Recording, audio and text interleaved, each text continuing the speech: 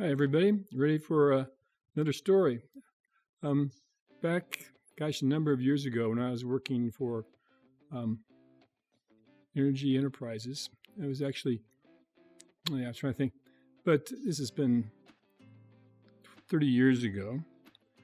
I was working in an office with a young MBA, and it was a fairly small office, and so we were all pretty good friends, except that this young MBA, whose name was Algerius Lippis, and I didn't probably get that right. We always called him Al. Was a younger guy, like I say, an MBA, but had a different lifestyle, big time different lifestyle. He was Lithuanian, and in that culture, there's a lot of drinking every weekend. There's partying. There's lots of women every weekend. There's cars, fast cars, and everything. That was kind of expected of him from his family and everything else. And so, but Al was a good guy, but he was pretty crazy too. So I'd been working there for about a year and a half, 2 years, and one day Al came in, and he came into my office, and he says, "Can I talk to you a little bit?" And I said, "Sure, what's going on?" He says, "I've been trying to figure out this faith thing." And I said, "Well, what do you mean, Al?" And he said, "Well, you've told me before, or I've heard before, that I'm supposed to have faith in God. I just don't understand that." And we got into a conversation that literally lasted an hour.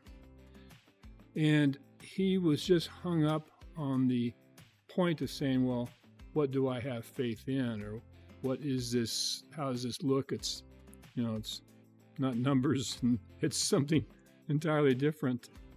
And I tried to explain, but didn't do a very good job.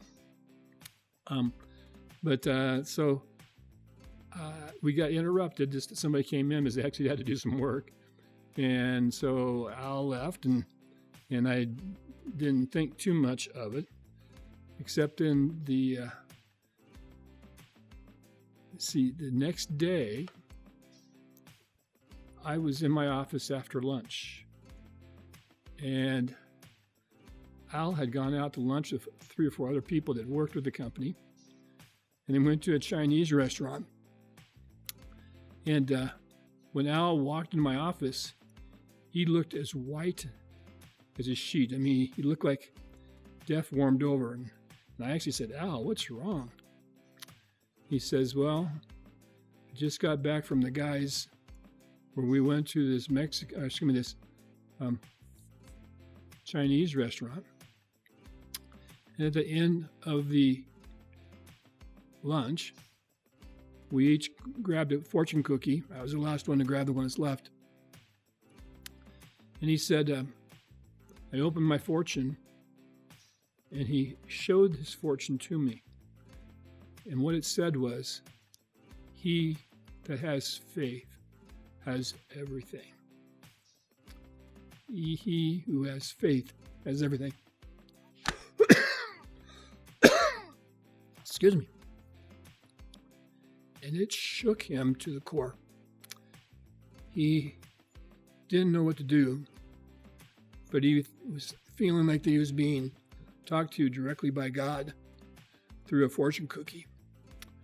And we didn't have a lot of time then, but I invited him to come drive out to dinner at our house. And MJ made him a meal, and we shared with him some more. And still, he just wrestled with what it is to have faith. And finally, after dinner, he drove off from the house. And then the next day, I was in the office, and I went over and said, "Al, how you doing?" And he said, "Well, I left your house, and I drove about 2 hours. And I kept wrestling with what that meant, to have faith." And he said, "I finally pulled over the side of a road someplace in the country, and I gave my heart to Jesus." And I mean, it was a radical change. He changed from, he changed to the point where his parents were looking at kidnapping him and deprogramming because he wasn't wanting to go out with women all the time and everything else or whatever. They thought that this was some dangerous cult thing or whatever.